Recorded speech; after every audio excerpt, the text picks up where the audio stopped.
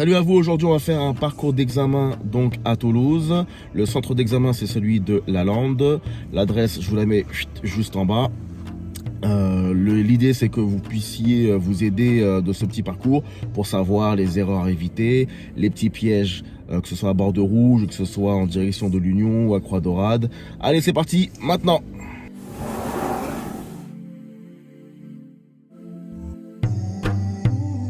Allez c'est parti, donc là on recule tranquillement, l'élève doit faire très attention car on sort d'une place qui est en épi, donc clignotant à gauche, on contrôle derrière pour voir ce qui se passe sur la gauche, s'il n'y a pas un candidat qui est en train d'attendre ou s'il n'y a pas un inspecteur qui est en train de marcher.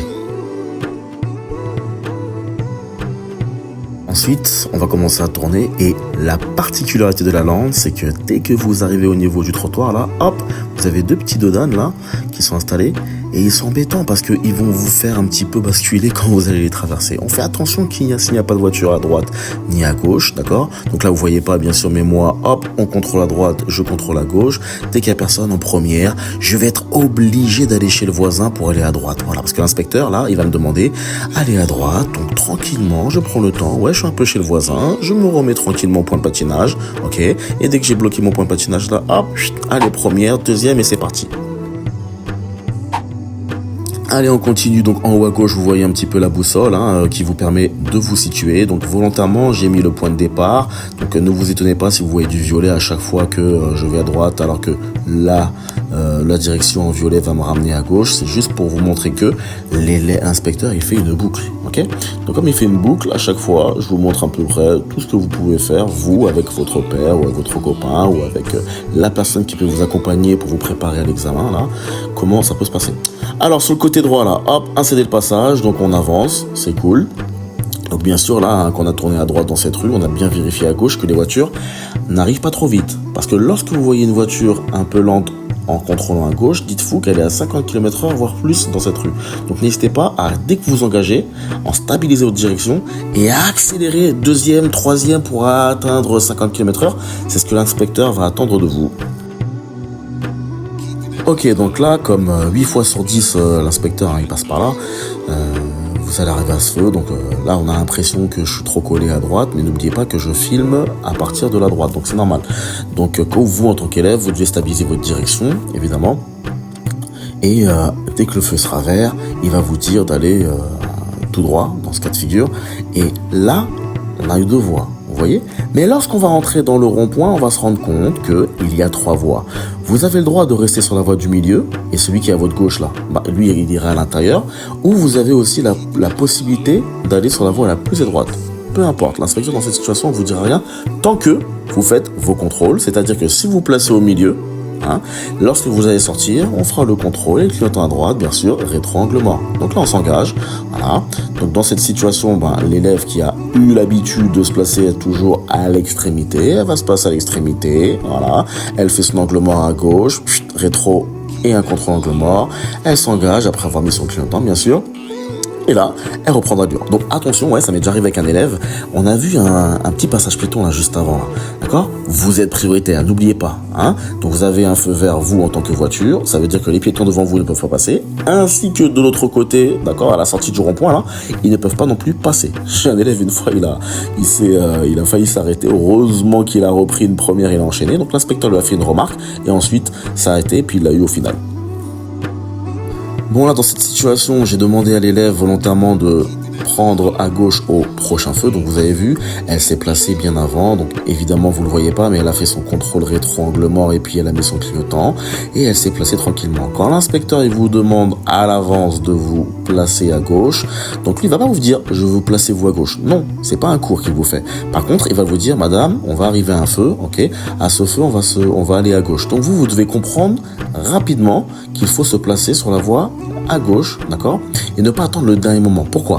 Parce qu'il se peut que les voitures qui sont déjà en train de vous dépasser, à la fin, vous ne pouvez pas vous replacer. Bon, dans cette situation, si ça arrive, ça sera pas grave. L'inspecteur, il va changer de parcours, mais ça peut l'enquiquiner dès le début. C'est pas très cool pour lui.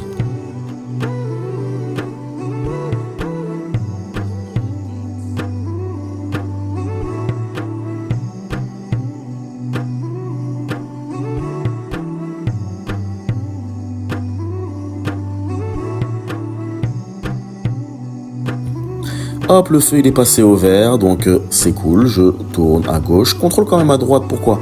Pour voir s'il n'y a pas un véhicule qui pourrait me dépasser par la droite et qui s'est trompé de voie et puis il accélère sur moi. Je contrôle aussi à gauche pour voir s'il n'y a pas d'autre véhicule ou une moto qui me dépasse.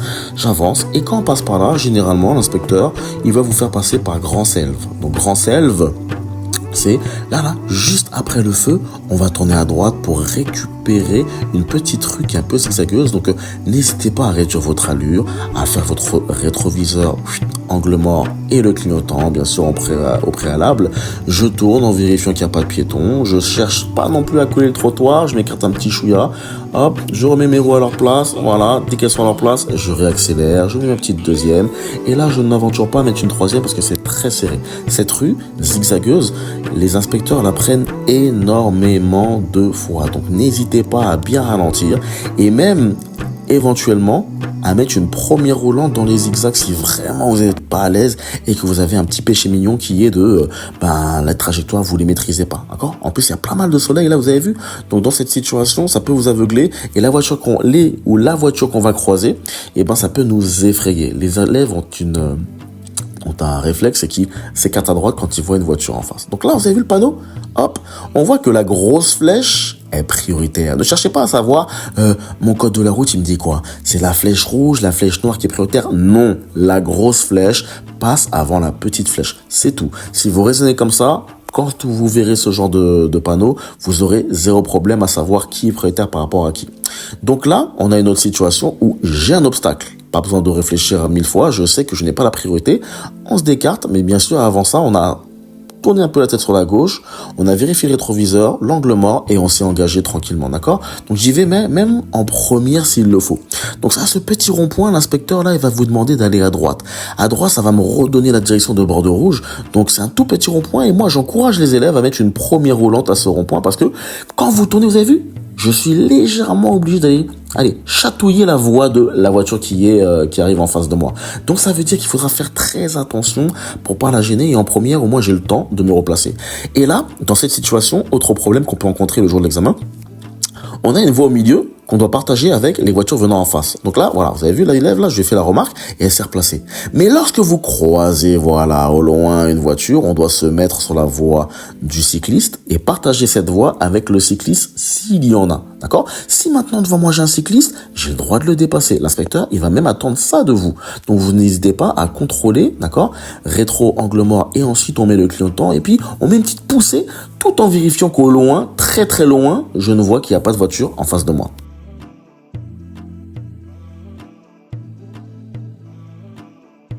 Ok, là j'arrive au petit rond-point, l'inspecteur va me dire d'aller à gauche, donc là on respecte la réglementation liée au giratoire, c'est-à-dire on contrôle au préalable bien à gauche si une voiture est dans le giratoire, ok, et on vérifie si on a le temps de passer avant elle. D'accord? N'oubliez pas qu'un refus de priorité, ce n'est pas seulement lorsque la voiture est juste à côté de moi. Non, un refus de priorité, c'est si la voiture, par mon action d'entrée, est obligée de freiner et de changer son comportement, à partir de ce moment-là, je l'ai gêné et cette gêne est assimilée aux yeux du code de la route comme un refus de priorité. Donc là, on a un panneau 30, il y a un peu de soleil, donc vous voyez pas, ça veut dire que je reste en deuxième. Donc, je sais pas, c'est pas mis facile. Notre auto-école, nos moniteurs, ils vous expliquent bien qu'on est à 30, on cherche pas à mettre de troisième parce que c'est difficile de rester en troisième à 30 km/h. Quand bien même des voitures me dépassent comme celle-ci, c'est pas grave. Vous passez un examen, vous avez mis de l'argent dedans, donc n'hésitez pas, ok, à respecter le plus le code de la route, car c'est le jour où vous devez respecter le plus le code de la route. Si c'est pas ce jour-là, quand est-ce que vous allez le respecter? Donc, on continue, voilà, on voit qu'il y a pas mal de ronds-points, et pas mal de dames, pardon. Donc, on arrive à un rond-point, et à ce rond-point, l'inspecteur, il va vous demander d'aller à gauche. Donc on contrôle, pareil, les piétons ils étaient loin, ils étaient pas menaçants pour pouvoir traverser. On a contrôlé à gauche, on a vu qu'il y avait personne. On s'engage, voilà. Donc là, le slow motion de la vidéo ne doit pas vous faire croire qu'on roule à 1 km/h. Non, c'est juste pour bien vous montrer comment on prend le giratoire et que vous puissiez aussi visuellement repérer aussi les endroits afin de vous familiariser lorsque vous allez donc venir avec votre père ou avec votre moniteur ou avec votre voilà, non pas en conduisant avec votre père, mais en étant au siège passager pour que vous puissiez vous inspirer. Ok, on continue. Donc là, on est vigilant, hein. La particularité aussi de la lande, c'est qu'il y a pas mal de petits ronds-points très serrés et les espaces aussi, les voies sont très serrées. Donc on fait attention à pas se prendre un rétroviseur. Donc on doit bien gérer le gabarit du véhicule. Pas de piétons, on fait un petit scanner comme ça à droite à gauche, il y en a pas, c'est cool. Un gros contrôle donc en profondeur à gauche, il y a personne, je continue à m'engager.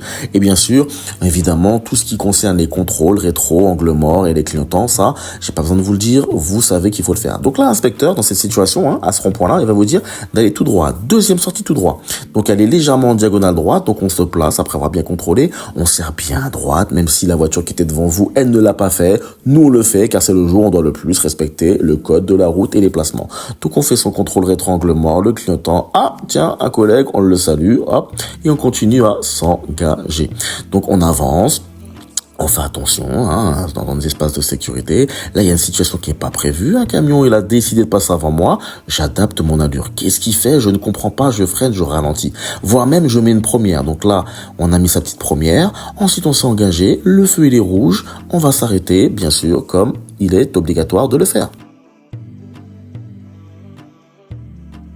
Donc quand on est dans ce genre de feux rouges qui sont assez longs parce qu'il y a pas mal de bus, de voitures qui se passent dans ce rond-point et dans cette intersection, on en profite pour reprendre ses idées au clair, pour pas la peine de rentrer dans un pessimisme en se disant oh là là il m'a fait une remarque ou deux tout à l'heure. Non, on reste positif, c'est très important.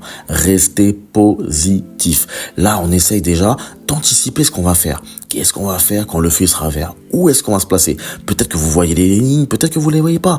Donc, on va y aller tranquillement en mettant une première et en démarrant, d'accord? Et en avançant, bien sûr, parce que l'inspecteur il m'a demandé d'aller à gauche, je vais vérifier de bien me placer. Donc, dans ce petit rond-point de bord de rouge, on fait attention car souvent les élèves ils font une erreur, ils se placent sur la voie la plus à gauche. Mais si avec votre moniteur, vous avez eu l'occasion de passer plusieurs fois ici, voilà, comme l'élève elle l'a fait, on sait qu'on va devoir se placer à l'extérieur. Et là, le feu était rouge, mais il est passé au vert. Faites attention, il peut être rouge. Donc, s'il est rouge, on s'arrête, ok? Ne cherchez pas à savoir pourquoi il est rouge, pourquoi ils ont mis deux feux rouges, c'est pas votre problème. Nous, on doit respecter le code de la route, ok? Donc, on continue.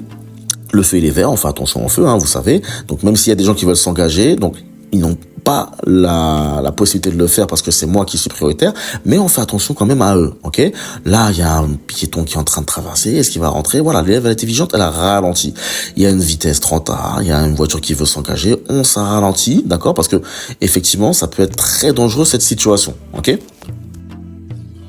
Donc là, j'ai pas besoin de vous faire un dessin, vous le voyez de vos propres yeux, ok? Entre le rond-point qu'on avait tout à l'heure avec les feux et maintenant, il y a pas mal d'activités, ok? Là, on a bord de rouge, c'est le terminus d'une des lignes de métro.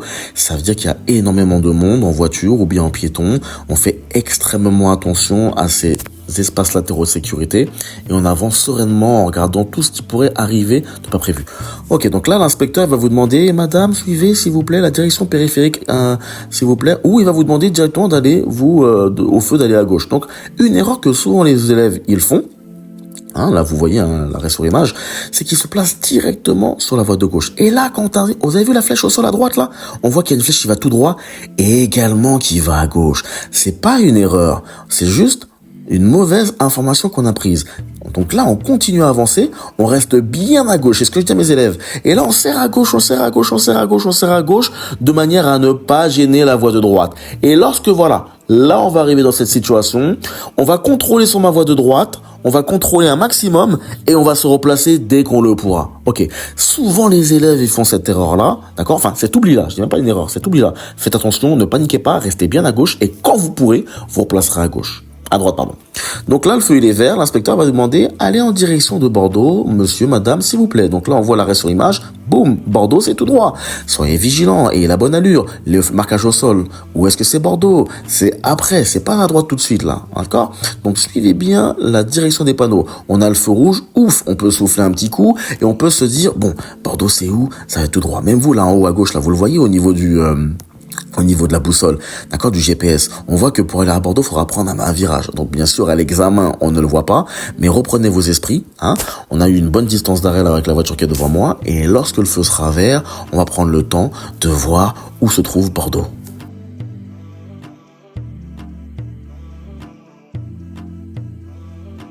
Allez, c'est reparti. Donc, on avance, on reste sur la voie de droite, car en marche normale, on doit toujours rester sur la voie de droite. Et là, l'arrêt sur image va vous montrer que Bordeaux, c'est où? Ah, on voit une petite flèche qui est en diagonale. Ça veut dire qu'il faudra bientôt tourner à droite. Donc, on se prépare, on met le contrôle, le clignotant. Donc, quand je dis contrôle, c'est rétro intérieur et rétro extérieur, bien sûr. On tourne et hop, on voit un petit panneau 30 là. Ce panneau 30, il est important, car il va conditionner votre allure. Donc, on tourne, on voit s'il y a un feu de mon côté. Non, on n'a pas de feu. Le feu rouge ne m'appartient pas. Il est pour ceux qui vont tout droit vers l'Onaguet. On continue, la ligne blanche me protège en fonction des voitures qui arrivent là sur ma gauche, et je reste tranquillement donc en deuxième. C'est pas parce que bientôt il va y avoir une voie d'accélération ou une voie d'insertion ou une voie rapide que dès maintenant on doit accélérer. Non, là je dois respecter le code de la route et rester à 30. Et lorsque je sors du virage, à ce moment-là, en contrôlant à gauche, il n'y a pas de voiture qui m'embête, je peux accélérer. Donc là, l'inspecteur il va vous donner deux choix.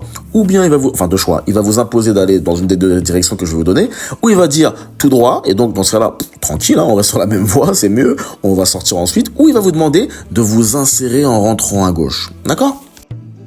Donc là, en l'occurrence, moi, j'avais demandé à l'élève de suivre la direction de Blagnac. Hein ?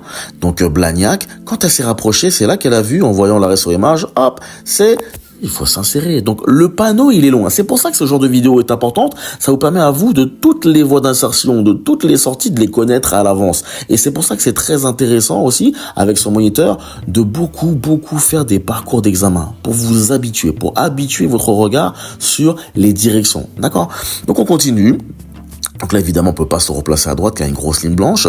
Et là, on va suivre toujours la direction de Blagnac. On est très bien placé. Donc l'allure, là, vous n'arrivez pas à la sentir hein, avec la vidéo, ça, je peux le comprendre. Mais je vous garantis qu'on roule à 88, 89, 90. Voilà, on alterne, hein, 87. Mais ne pas être à 70. C'est ça qu'on va vous reprocher. Si vous êtes à 70, on va vous dire, monsieur, madame, accélérez. Vous êtes dangereux pour les autres derrière. Les autres ont besoin, d'accord, d'avoir un flux. Il faut qu'il y ait un flux de vitesse. On continue sur notre voie, on respecte les distances de sécurité et on continue sur notre voie.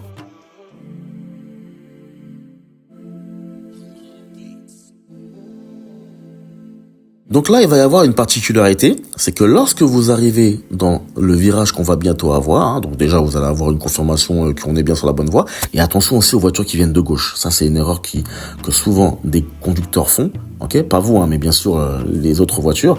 Et au dernier moment, comme ils se sont trompés de direction, ils viennent sur la gauche. Donc faites attention avec des contrôles. Donc on va remarquer que les panneaux de vitesse nous, entre guillemets, obligent à revenir à 70, comme c'est le cas maintenant. Donc, qui dit 70, d'après l'escalier des allures, dit revenir en quatrième, en ayant freiné, bien sûr, au préalable. Et là, on voit qu'il y a marqué combien ? 50. Le petit souci dans cette situation, c'est que peu de conducteurs le font. Donc, vous allez voir dans votre rétroviseur intérieur beaucoup de gens qui vous mettent la pression.